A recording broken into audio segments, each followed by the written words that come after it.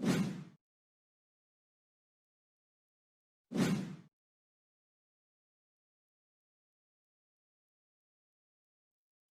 everyone. Welcome to the Center for the American Studies monthly talk series. This is the last for this year, and we have invited Dr. Roland Clark to present his latest research in the Romanian archives with us today. And because Dr. Clark is someone whom I've come to know via different conferences and organizations that he is leading and the president of, I talked to him beforehand, and he would like to introduce himself, his publications, his research interests, and so on. So the floor is yours, Dr. Clark. Welcome, and thank you for accepting to give the talk today. Thank you very much. Yeah, I'm really glad to be here. So to introduce myself, my name is Roland Clark. I'm a reader in history at the University of Liverpool. I'm originally from Australia, which is the strange accent that you're hearing. Hopefully it won't be too much of a challenge to understand. My first book was on the Iron Guard, or the Legion of the Archangel Michael. And so I got interested in Romania by being interested in fascism. And since then I've written a lot on that and on the relationship between theology and nationalism with people like Dumitru Stăniloae and Nikifor Kleinik. I've recently published a book on the Orthodox Church in the 1920s, looking at the creation of the Patriarchate and the way that the Church transformed once you create Greater Romania after World War I, and its relationship with Neo-Protestantism, and the way that Orthodox leaders were constantly comparing themselves and talking about Neo-Protestants as a way of defining what the Orthodox Church was. And what I would like to talk about today is a new project. It's a book I'm writing at the moment on Petrache Lupu, who is a visionary from Maglavit, a little village just south of Craiova on the Danube River, on the border with Bulgaria. And he has visions of God in 1935 that generated a massive discussions all across Romania as to what people believed about religion, about science and medicine. And so it's a really good moment when you can look at people talking honestly about and trying to work out what they think about miracles and divine visions and about whether or not these have any place in modern Romania. So this is my next book, which is kind of a sequel to the work on the 1920s. So the Shepherd Petrache Lupu was 27 years old when he had his first vision. By most accounts, he had a speech defect and he was an outcast. According to some stories, he was deaf and mute before he was miraculously healed and he starts preaching.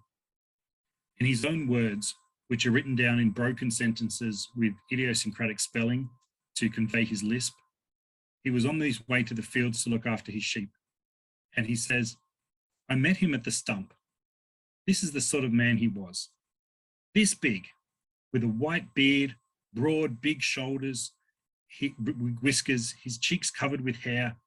His eyes were big, as blue as the sky. His hair flowed down to his legs.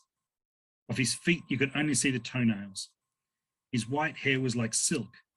His hair gave off a powerful, beautiful smell. He said, don't be afraid, for I will give you courage and I'll tell you something. These are Petrache Lupu's words.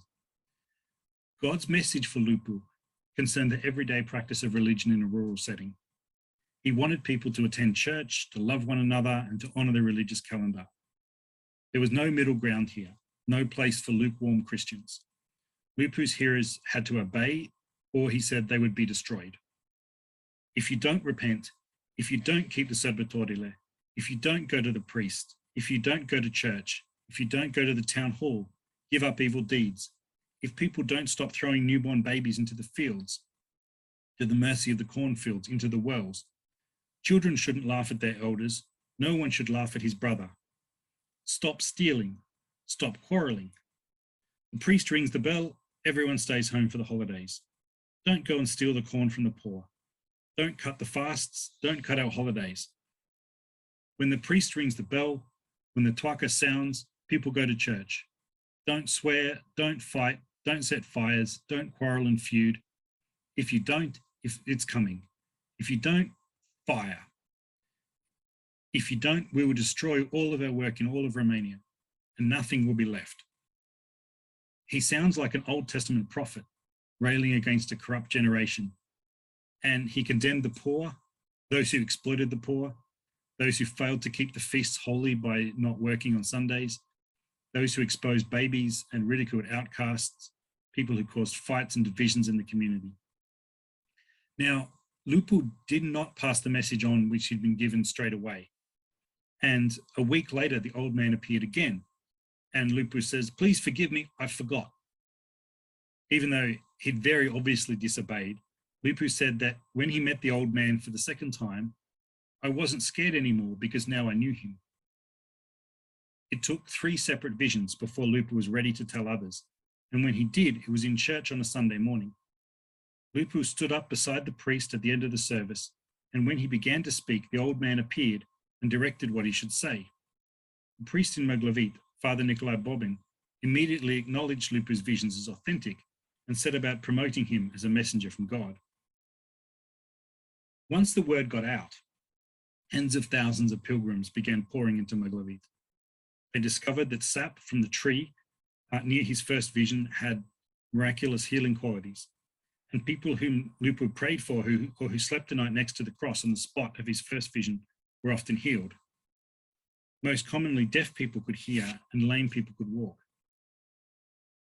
Many pilgrims who came to hear him said that they saw coloured lights appear around his head while he had his visions, or that a glow surrounded him. But different people saw different things, and some of them saw nothing at all. None of the sources suggest that people thought that was a problem, or that it called the truth of the visions into question. At the time, people just accepted that everyone's experience was different. Just as at the Lourdes Shrine in France, where you have similar debates over miracles,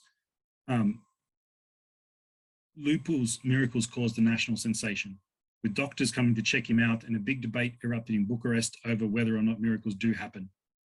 But what interests me is the local reaction. There seems to have been almost universal acceptance in Maglavit that Lupu's miracles were authentic, and there's no science is right, so Lupu must be crazy sort of camp. Many people did come to Maglavit to mock Lupu, but the locals presented them as mockers, not as scientists, and they often suggested that their reasons for questioning Lupu were diabolic and not scientific or medical.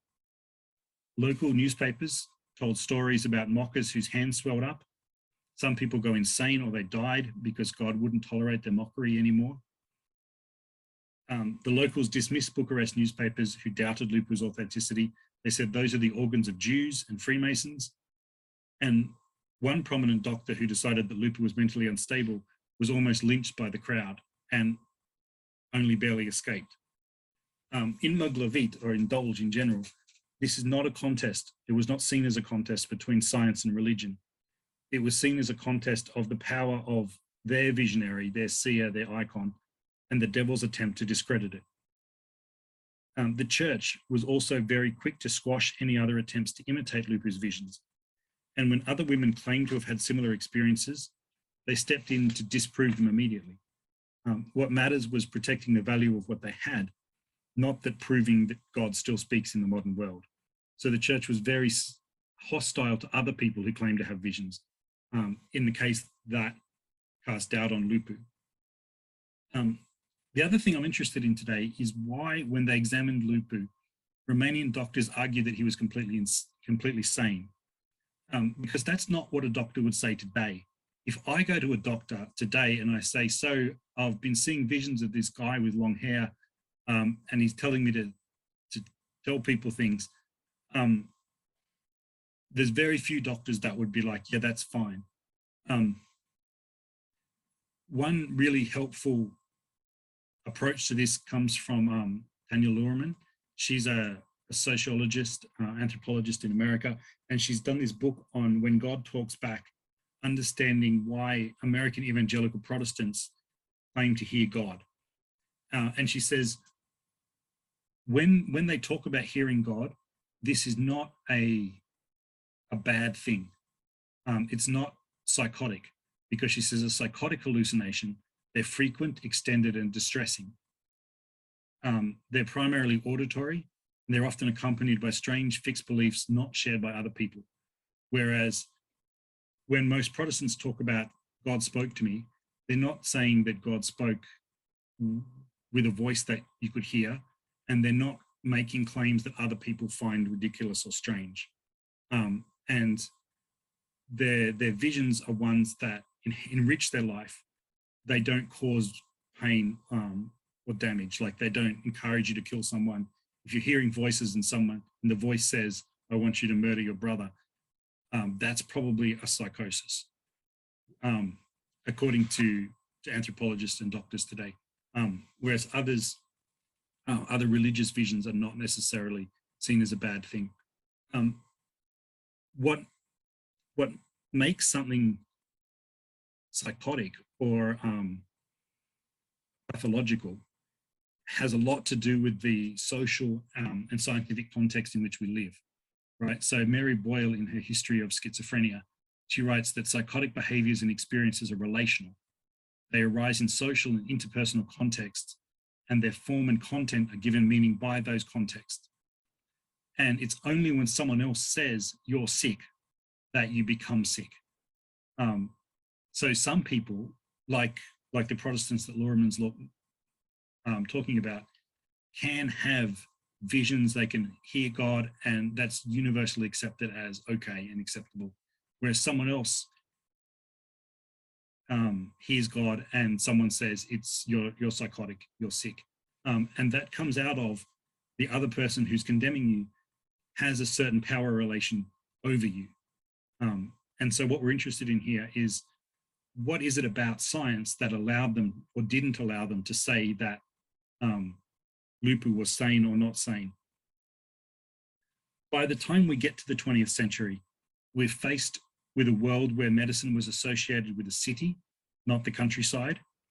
Medicine is associated with modernization and westernization. Whereas in Maglavit, illnesses can be healed in a lot of different ways.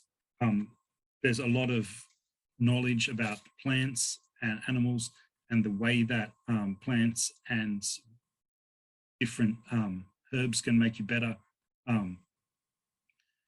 And a lot of this is associated with a belief that there's more in this world than we can see.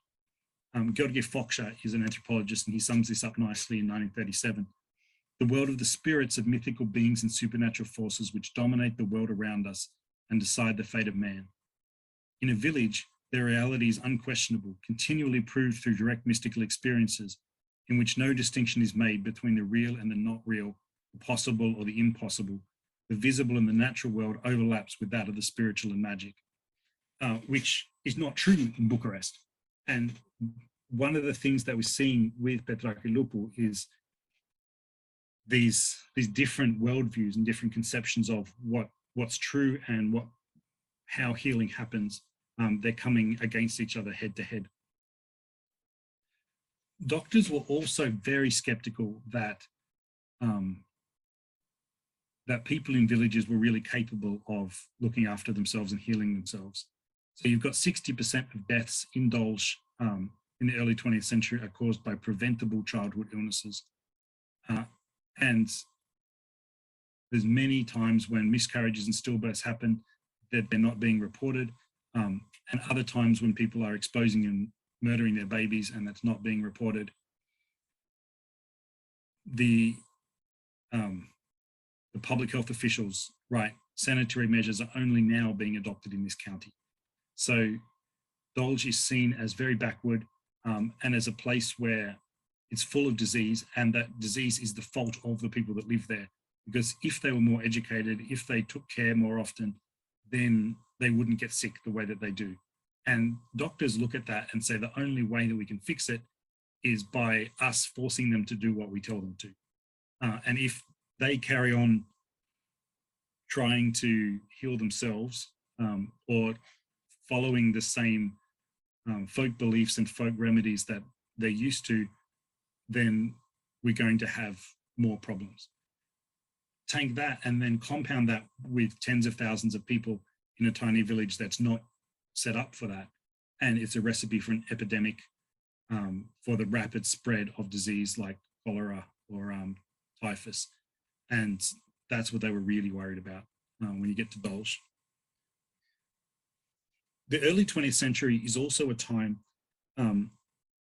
when doctors are being called in to adjudicate on whether or not divine healing is real or not. Probably the most famous example of this is at Lourdes in France.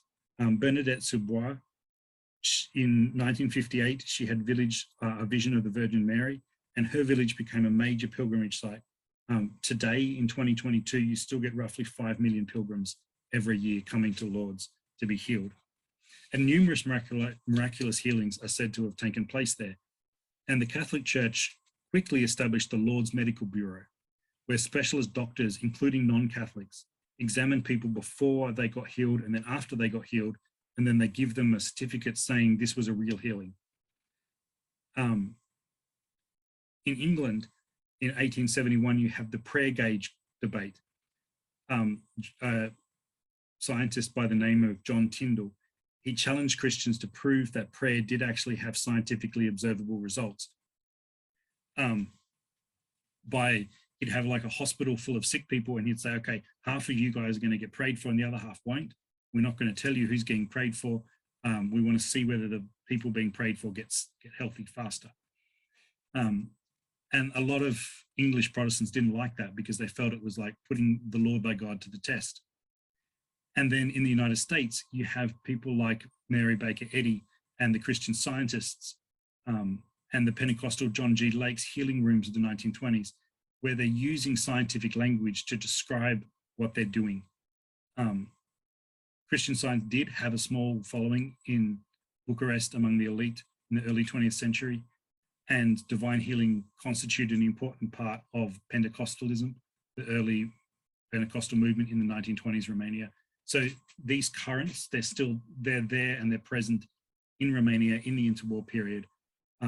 And this idea that a doctor should be able to have the right to adjudicate and to judge whether or not God has acted, that's alive and well in Romania at this time. And the doctors at Maglavit are discussing the sanity of Petrache Lupu.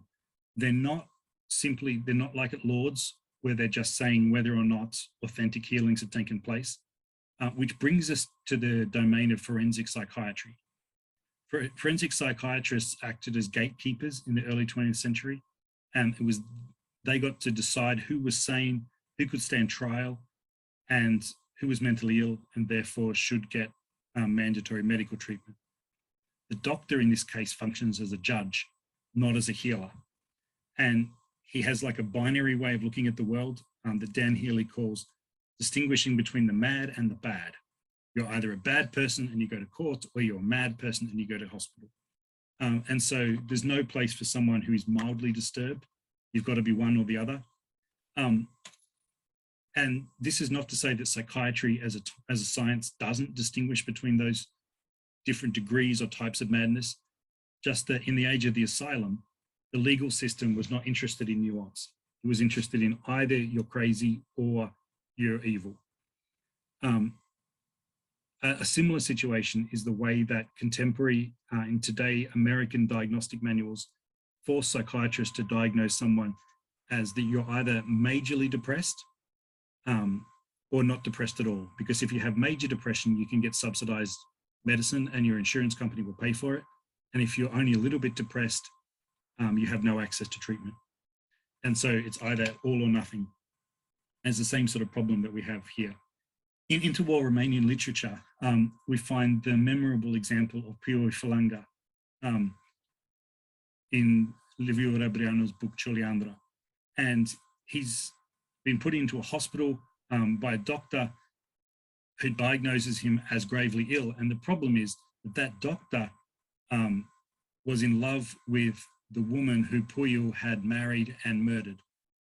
And so the doctor has the power over Puiu, and he gets to decide whether or not Puiu is sane or not sane, because doctors We're in a world where doctors have immense power. At the end of the novel, the atheist Rebreanu leaves us with the doctor's ironic response when the father asks, "Will my son ever be healed?" And he says, "Only God does miracles," meaning the doctor's not going to. If only God can save him from the psychiatrist's diagnosis, Rebreanu wants us to understand, then Puyi was trapped there for life. One important study on Maglavit comes from Constantin Georgiade. He's a prolific writer who specialized in psychopsychology, child psychology, and pathology. And he writes a book, Maglavit in Light of Scientific Psychology, in 1935. So almost immediately after Lupu saw his visions, Georgiade publishes this.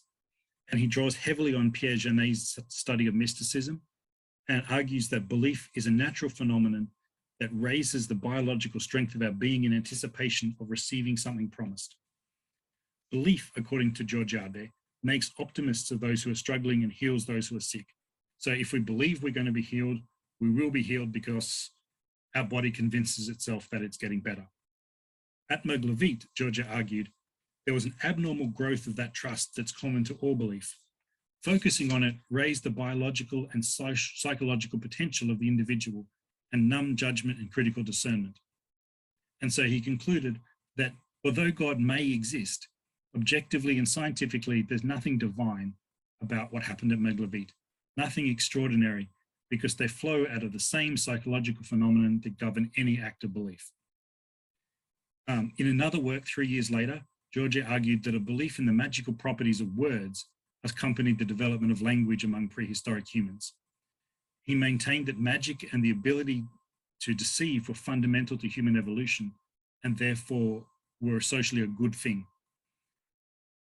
Irrespective of whether or not this was real or whether God existed, Lupu's visions brought people together and gave them strength. So Georgiade could condescendingly approve of the naivety of these people. Even if it's not real, it's a good thing that is happening. Other doctors were much more hostile. Ștefan Ilinescu, he writes that Lupu's prophecies were harmless at the beginning, but they degenerated into charlatanism and fraud once his popularity grew and there was money to be made. He criticized the crowds who attacked skeptics, and he dismissed clouds in the shape of a cross or miraculous healings as medieval superstition. Ilinescu was a tireless campaigner against tuberculosis, and he had little patience with peasants who lived in unsanitary conditions or who resisted the advice of doctors, because he'd spent his entire career watching people die because they didn't listen to what doctors were suggesting. Ilinescu warned that crowds of pilgrims risked causing an epidemic in the region. Another doctor who said the same thing was Dumitru Emilian Paulian. Like Ilinescu, Paulian was also a specialist in infectious diseases, and he studied muscular problems, brain hemorrhages, and damage to the nervous system that results from typhus. Paulian harshly condemned Lupu on the grounds that many paralytics come too late to my hospital because they wasted time saying useless prayers. If people would learn to trust the doctors could heal them, but because they trust faith healers, that makes them sicker, and then by the time they get to the doctor, it's too late. He described the excitement around Lupu as psychosis, and he emphasized that the healings were fake, and he bemoaned that believers were superstitious and unscientific. It's important to note that of all of the doctors that had an opinion about Lupu, only Marinescu, who I'll talk about in a minute, actually examined Petrache Lupu.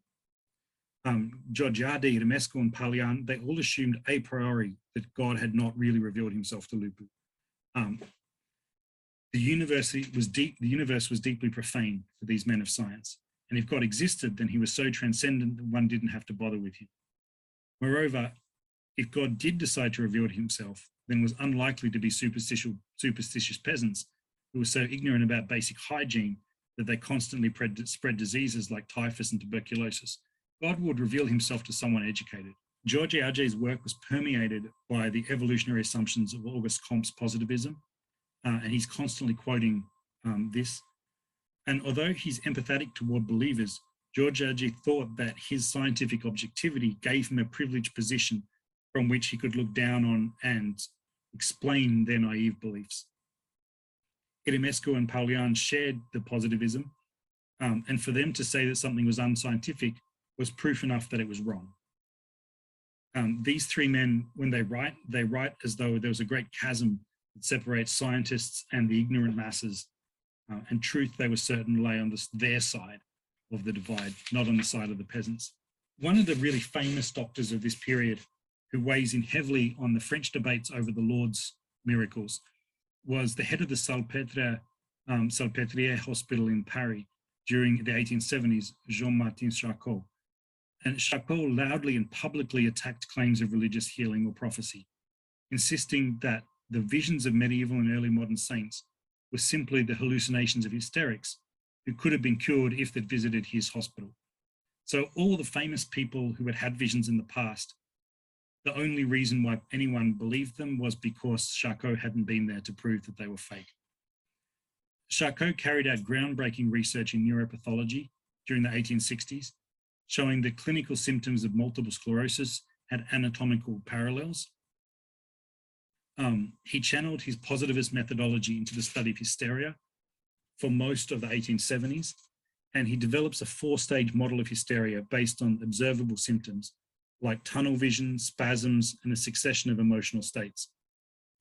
What that means is that if someone's crazy, you can tell it by looking at them. You don't have to listen to them or get inside their mind. You look at physical symptoms. And thanks to his celebrated accomplishments and official appointments, his diagnostic standards became the stock in trade for psychiatrists for several decades. By 1900, it was a standard assumption within the rapidly growing field of neuropathology that mental disorders had physiological symptoms. So if you're crazy, you'll be able to see that somehow physically.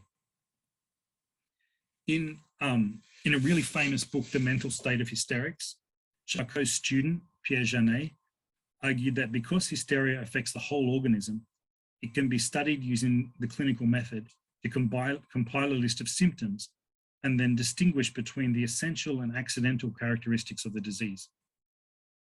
Janet included ecstatic states, deliriums, and the sincere belief in things that were obviously not real among the accidental symptoms of hysteria. But he said that if they were not combined with things like diminished sensory input, amnesia, lack of will, motor disturbances, and emotional changes, then you probably weren't a hysteric. In 1926, he publishes a really famous study of a patient who had been under his treatment for 20 years and who had ecstatic mystical experiences, trances, moments of extreme joy, and stigmata. Here, Janet argued that his patient, who he called Madeleine, was unhealthy because these mystical experiences upset her equilibrium, and also because her stigmata involved serious physical injuries. Like stigmata, you bleed from the hands and the feet, just the way that Christ did when he was crucified. He was far slower than Charcot would have been to label Madeleine hysterical, and instead he tried to analyze her delirium as psychosis. He concluded that her condition flowed out of deeply held beliefs that were incurable by the methods of contemporary psychiatry. But this is as good as it gets, right? Janet's methodology shows how far French psychiatry had moved towards listening to patients and exploring their psychoses to heal the unconscious. Charcot's emphasis on physiological symptoms was still popular among neuropathologists. And this is crucial for understanding the Romanian response, because Gheorghe Marinescu, who is the leading doctor that studies Petrache Lupu, had worked at Salpêtrière Hospital under Charcot and with Janet, and so he's shaped very heavily by this tradition. By the 1930s, Marinescu is professor of clinical neurology at the University of Bucharest, and he's a member of the Romanian Academy. Marinescu had studied at Salpêtrière under Charcot's patronage in the 1890s, and he believed very strongly that the human body was interconnected, and therefore mental disorders couldn't be discovered through autopsies and physical examinations. If we cannot calculate the movement of an atom or an electron, this only means we don't have the right equipment, Marinescu wrote in 1937. And it's certainly not because the atom moves of its own free will and behaves as it pleases. If there was something wrong with someone, Marinescu thought, he should be able to see it if he looked closely enough. By dissecting nerve cells, Marinescu was able to find evidence of Freiberg's ataxia. He showed that having blue hands was a sign of neurologic lesions, and he demonstrated precisely what sort of brain damage is connected to Parkinson's disease. So he's doing really cutting edge stuff. He pointed out that you might have a brain disease if the chin muscles contract when you play with your thumb. So it's worth trying that. If you play with your thumb and if your chin muscles contract, you should see your doctor. And he films hysterics in other patients who had trouble balancing to show how their trouble walking related to their mental illness. Like both Charcot and Genet, Marinescu experimented with hypnosis, but this was not his primary diagnostic tool. And he was much more interested in cutting things up than he was in probing the subconscious or interpreting dreams. So Marinescu travels to Maglavit to interview Petrache Lupu in September 1935, together with the Inspector General of Public Health, Viorel Popescu, and a graduate student from his clinic named S. Accente. A skeptical journalist, Che Cristibald, claimed that Gheorghe Marinescu's commission had been attacked by crowds at Maglavit, but Marinescu quickly denies this. Once he comes back to Bucharest, Marinescu announced that the Shepherd Lupu is not mentally handicapped. The simple and completely disinterested manner in which he explains morality and Christian teaching, and the fact that all of this comes out of a profound conviction, shows that Petrache is a visionary. He didn't divulge the methodology of his investigation, but his statement's remarkable for its willingness to go beyond the negative conclusion that Lupu wasn't mad, and to actually say, not only is he not mad, but he really is a prophet.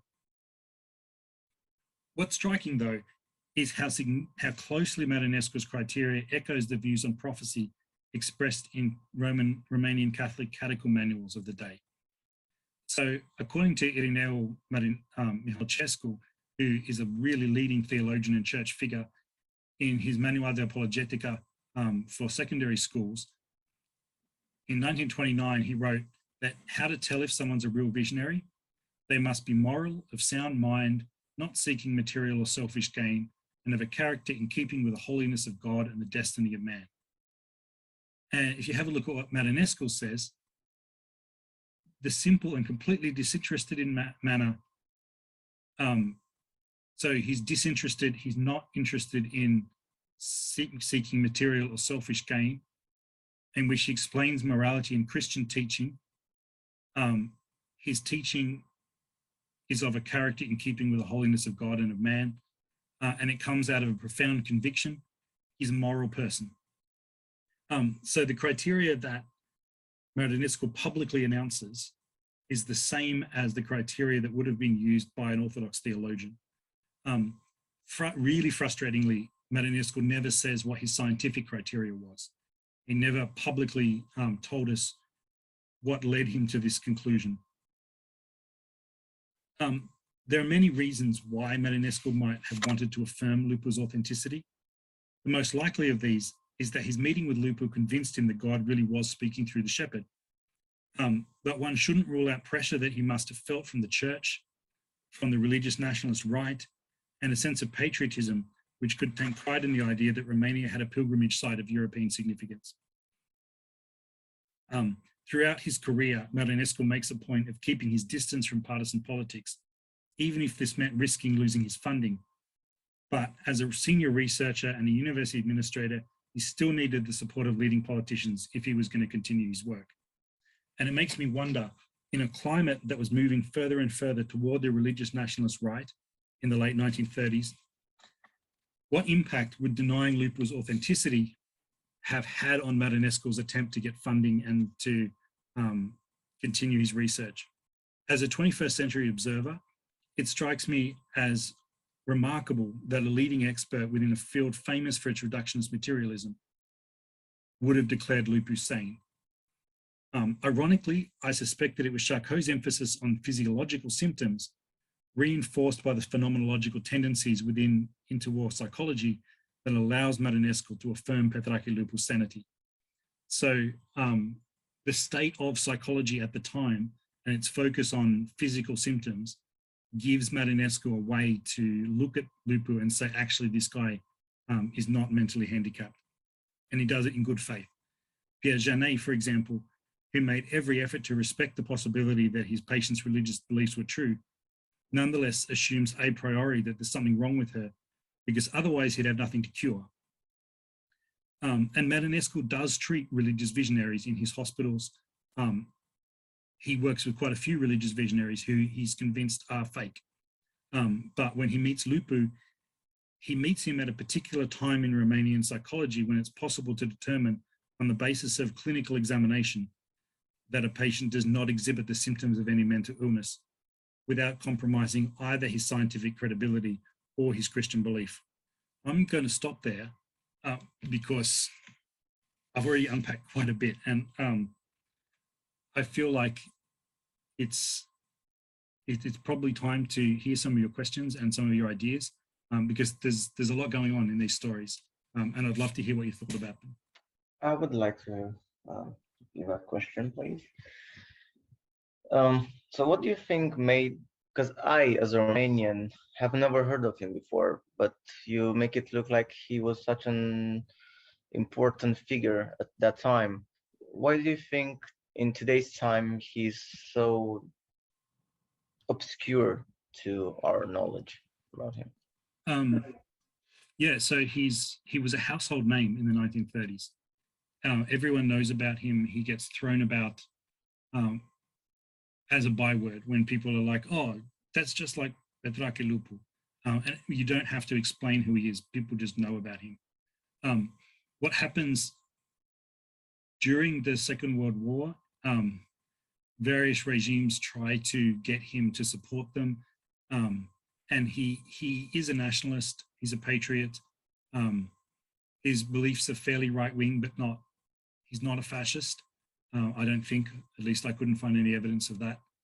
But once communists come to power, he then starts preaching against the communists.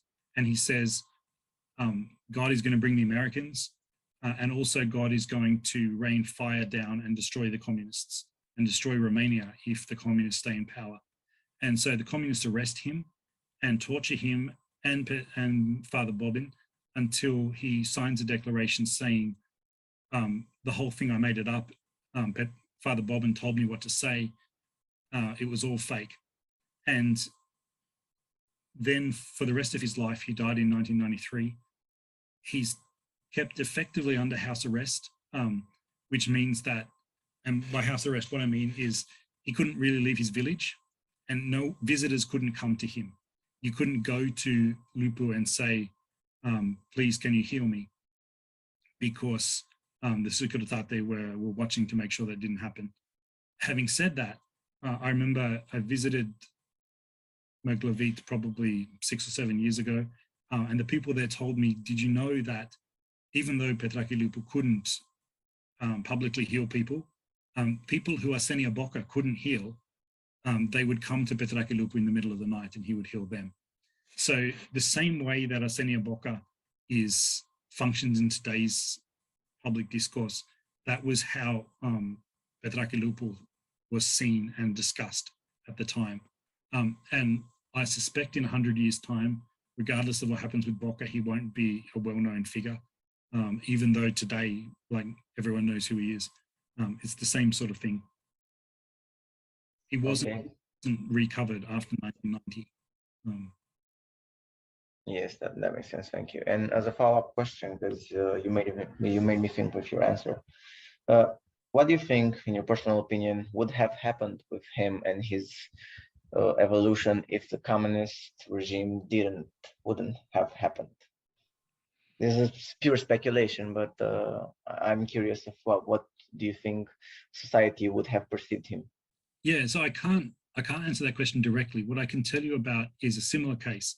So in 1937, 2 years later, a young girl from Tudor Vladimirescu, which is a village in the east of the country, she has visions of God who looks exactly like Petrache Lupu's God, but identifies himself as Jesus, whereas Petrache Lupu just said God or old man. But she calls him old man as well. And he says Petrache Lupu's visions are awesome. So are some other guys, Gheorghe Nakes, And and God reveals himself to this girl, Vioricu Barbu, repeatedly, until she eventually founds a convent, a monastery for nuns, for young girls, mostly around the age of 14, who are all virgins. And this becomes, by the 1950s, becomes a really flourishing monastery of about 300 nuns, despite the fact that she had almost no support from the church. The church, the big thing that she wanted was to establish a monastery. The church didn't see anything to be gained from it the way that they could from Lupu. And so they basically leave her on her own. They're like, we won't stop you, but we're not going to support you either. And she makes a running go of it until in the 1950s, the Securitate start a serious campaign to discredit her and to close the monastery down because they say it's a hotbed of legionarism. There are a couple of legionaries there, and the monastery helps and supports anti-communist figures that pass through it. But the really striking thing is that the Orthodox Church in general, including people, leading figures in the Rugula Prince movement, shut her down. So they write articles and even a book and theological testimonies explaining that God does not reveal himself in the way that Mother Veronica claims that he does. And her visions are complete rubbish.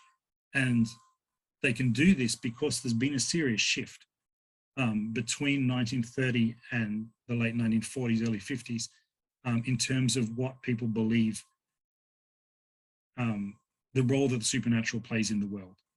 In the 1930s, there is still a strong sense of this is a world permeated by spirits, by supernatural forces in which God does work through people and through the natural world. Whereas by the 1950s, God has been banished. And that's partly a result of communism, but more strongly, I think it's a result of industrialization and the rapid spread of literacy and the rapid spread of sort of a scientific worldview. And so the way that Maica Veronica is shut down by figures in the Orthodox Church itself, as well as by Securitate, reflects a real change in thinking that would have been unthinkable in the 30s. And so I suspect the same sort of thing probably would have happened to Petrache Lupu. I don't, already by 1940, so he has his vision in 1935, already by 1940, his popularity is waning. The people are coming on major festival days, but they're not seeing him. The crowds are not coming the same way they did in France. So he's a one-hit wonder, really. Thank you very much. Really appreciate it. I have a comment probably. I see this very same phenomena in the Arab world, where from the 1001 Nights, Shahrazad being seen as the solution, the magical solution to, defeat a genocidal king, and being sent as God's answer. They ask for the plague to come upon this king who's killing his own subjects, but instead God gives them a different solution, a woman to start telling stories, and she's considered to be the first political prisoner, So I was wondering if Petrache Lupu ever spent any time in prison, and also, the same types of, criteria, the same type of criteria would be applied to anyone who would be considered a potential reciter of the hadith. The hadith was a tradition of the life of the prophet and the teachings of the prophet. So they had to be moral, of sound mind. They would have to never gain money out of, reciting any holy text or making any predictions. So they had to be poor. Clearly, this was a criteria, and do just work, for example, manufacture things, make sandals for the people in the community, or so be poor, be paid poorly, and so on. So I'm thinking about we have a military industrial complex. We also have the religious industrial complex, so who decides which saint gets recuperated, recovered from past traditions. Because I'm thinking about 1970s, 1980s. I grew up in this country. I never heard about Arsenia Boca before 1989, and suddenly the church fathers, go back and they recover some, but they forget others. So as my colleague just said, Christian, we don't have any knowledge of Petrache Lupu, and we have you coming to teach us about interbellum history. So what's going on here? I mean, how does the religious industrial complex work after all? Who decides who goes up and who gets forgotten and discarded and erased?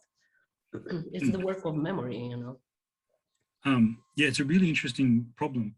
And Arsenia Boca is a particular problem because together with all the prison saints, if the church comes out and says Boca really is a saint, because he resisted the communists, what does that say about the church figures who didn't resist the communists? And at the moment, therefore, they can't beatify him. They can't make him into a saint, because it would involve commenting on the failure of the rest of the Orthodox Church to resist communism. One thing that helps a lot, I think, is you need to be male. So Petrache Lupu is very successful because, as a visionary, because he's male, and also because that makes him believable. There were several other visionaries around having similar visions at the same time as Lupu, and none of them are really picked up, and many of them are discredited, but most of them are women. And Micah Veronica's visions, again, they're tolerated, and they go through a lot of the same skepticism and examinations by doctors and things like that Lupu goes through, but they don't get the same support from the church, partly because Lupu is seen as someone who can be manipulated. He's stupid and simple and uneducated, and therefore they can do what they want with him. One other thing that you point out when you're talking about 1001 Nights, if you think about stories by people like Jon Creanga, when you've got Jesus and Peter and Paul, and they're walking through a village, and then they meet the devil, like or in Kostaki Negruzi's Todorica, where Jesus and the apostles, they're walking through a village and they meet this guy named Todorica who serves them cheap wine, but he's a good host. And Jesus says, thanks so much for your hospitality. I'll give you 3 wishes. And the peasant says, well, let me win at cards. Like, let me always win when I'm gambling. And Peter's horrified at Todorica's ambivalence. And he tells him, you should wish for your salvation. But Todorica ignores him and eventually uses his gambling luck to outwit death and to secure himself a place in heaven. Or there's Creanga's tale, Ovestia lui stan Pățitul, where Pățitul gets gifts from the demons, but he remains unharmed because his innocence and good nature, they work, right? And those stories, the narrative structure of them is almost identical to the narrative structure that you get in Petrache Lupu's stories. And like Lupu's arrogance, when God says, why didn't you tell everyone? Oh, I forgot. Like, you don't forget meeting God like that. But he's trying, like he's almost offensively casual with God, exactly like a character from one of these 19th century folk tales. And it strikes me as really interesting that some of the other visionaries whose visions are much more theologically complex and much more biblical, like they map onto what's in the Bible, they don't pick up, but Petrache Lupu does. And part of that is because he sounds like a folk tale. And they're pushing, and therefore that resonates with this right-wing nationalism, the religious nationalism that's gaining ground in the late 1930s, that associates orthodoxy with the peasantry and with the folk. And I think at the moment where my thinking's at is that really is one of the reasons why Lupu becomes popular and not other people. Fascinating. Thank you very much. Anyone has any other questions for Dr. Clark today? Any questions welcomed, you know? We don't know, we all acknowledge we don't know, and you know, we now know. So we've gained knowledge today, we've learned, we're all learning together from Dr. Clark, things that we've never knew, you know, we never knew about our own history. So feel free to ask your questions or make a comment. But at the same time, I didn't grow up in a Romanian village. I'm not Orthodox. And so most of you actually know more of this deeply in your blood than I do. And so you'll see things in these stories that I don't see. And I really like to hear those things. Does anyone read anymore? So, because all the examples are from video games or, you know, master level this, master level that. We barely hear anyone, you know. I'm just looking at libraries around this. It was, you know, a point of pride to have a small library at home, not anymore, because children supposedly do not read. They watch screens ever, you know, they're 2 or 3, 5 years old. So I'm not sure how well versed today's youth is with the classical, you know, folk tales. So I don't know. I mean, I don't want to sound condescending or anything, but in my own family, my nephews, I just, you know, they don't value books and they don't really read, but they say, we read a lot, we read online, we read internet, we read and we know a lot of stuff, but they don't read the classical tales. But the same thing happens in the United States. No one reads Tom Sawyer, Huckleberry Finn. They're all forgotten and banned and, you know, for what not reasons, you know, racial issues and so on. So I'm wondering who's reading, you know, these traditional, I don't know, stories that we, my generation and the generations before, grew up with. Christian, maybe you know. Well, for my personal experience, this used to happen when I was younger. I remember not necessarily reading, but when I was younger on radio each night, I don't remember which channel, but they used to say folk tales on the radio. And I remember how excited I was to just go in front of the radio and listen to that story together with my grandparents. So maybe for kids and for young generations is not as much as the actual story and the folklore behind it, the traditions behind it, but it's about helping in making memories. And this way it stays with you. Nowadays, I don't think it's longer the case using radio or books or stuff like that. Indeed, video games mostly are a thing now. I also remember when I was younger, there were not Romanian ones, but there were Bulgarian folklore or I don't think Bulgarian, but maybe Hungarian on Minimax. It was a channel for kids, and they put animated shorts of folklore tales, and that also stayed with me. So I think this is still prevalent, but in other mediums. If I can give a certain example right now, I can think of Resident Evil, the newest game that has the action in a Romanian village. And also has because when you were talking about how village life is really connected to this very mythical aspect of social life, somehow it took me to think about the newest game of Resident Evil, which is a horror game, but uses folklore and this connection and fear even of the village and the mystical aspect. And if you look at things like Genshin Impact as well, yeah, even that, of course. There's a strong folklore sense and a strong. It's not Romanian folklore, but it's coming through in video games. And Petrache Lupu didn't get this stuff from books. He didn't read the classics.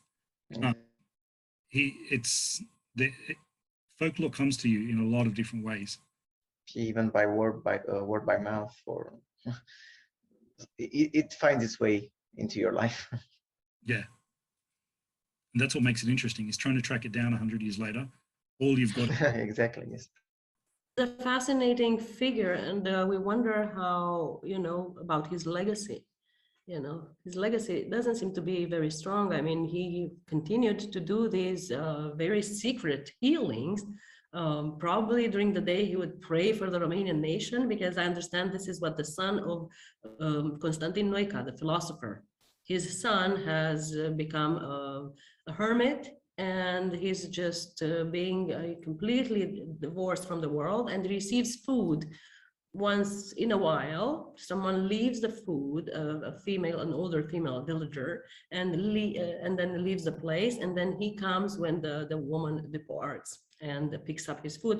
But he's there in the, you know, în creierii munților, yeah, so to pray for the Romanian nation. He is dedicating his life to this project. So I was wondering what the Shepherd Lupu would be doing if he was under, I don't know, house arrest or forced domicile sort of status. So the reason why it worked is, so it was never described as house arrest or forced domicile. It was just he wasn't allowed to travel the country.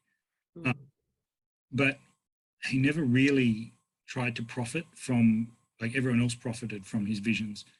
He didn't really, the only thing he wanted to do was go back to his sheep. And he really liked being a shepherd and hanging out with his sheep. And so he just, as soon as he had the possibility, he'd go back to the Stuna and just stay there in the fields. And that really is that's what he wanted to do, and that's what he continued to do, both when he had the possibility to try to become a national celebrity and when he didn't. And he might have spent that time praying, but who knows? I do believe that kind of mentality adds to the authenticity of his beliefs. It's not for show. That's how he was, and definitely makes it more authentic. Yeah, and this is one of the big arguments that people made is, look what a good guy he is. He just wants to be with his sheep. Only that drove his wife crazy, because she's like, you need to benefit from this. Fascinating. You know, the parallel could be made with Fatima, you know, the little shepherd kids in the, you know, the Fatima miracle.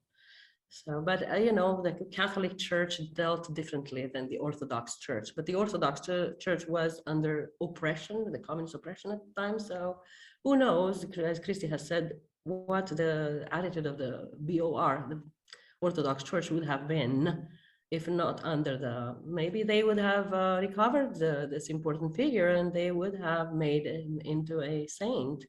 Maybe making miracles, doing miracles, performing miracles in the public plaza. Who knows? So they've still, I think 2018, they finished the church in Maglavit that was built in Petrache Lupu's memory. There is a monastery there today, which is continuing to be funded. And if I remember correctly, he received quite a bit of money from Becali. Yeah. He still has some public currency, some political currency, but not very much, which is why, you know, because no one's heard of him. Wonderful, fascinating piece of social history, religious history, and and I should say that he still performs miracles, in the sense that when I went to Maglavit, I was there with my daughter, who at the time was probably 6 years old, 5 or 6, and we'd just been to the seaside, and she after a week she came back with this eczema all over her skin. And we got some cream for it.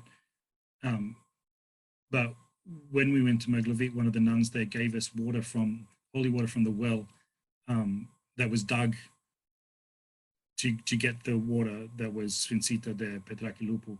And she drank some of that, and the next day she was completely better. I don't know whether it was the cream or the water, but she was better the next day. So the healing powers of Romanian waters. We should all go to Maglavit. Exactly. So guys, this is quite an open invitation for us to get to know our own country, you know. So yeah, let's all organize, you know, we get a bus and we go singing, you know, to Maglavit and back. At least we can have some, you know, nice spring waters, because there is a tradition in this country to drink spring water from Borsec, from all these nice, you know, natural springs. So yeah, there's not a natural spring there. There's just a well. just well. But you've got the Danube, and so you can go for a swim, go fishing. Fish. Yeah, let's all go to Maglavit. We should all become Maglavitian for a day. Exactly. Yeah.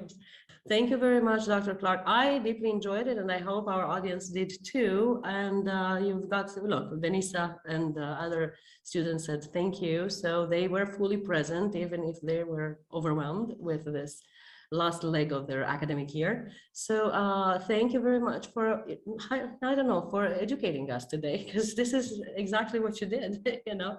It was fascinating. We're going to follow your research. We hope you publish it so we can popularize it around, so I can send it to my religious studies, you know, colleagues in the US and say, hello, you know, there's something going on here.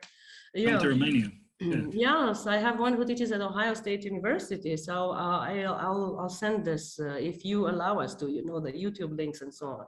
We need to spread the word around because, see, so many people can be enlightened like we were today.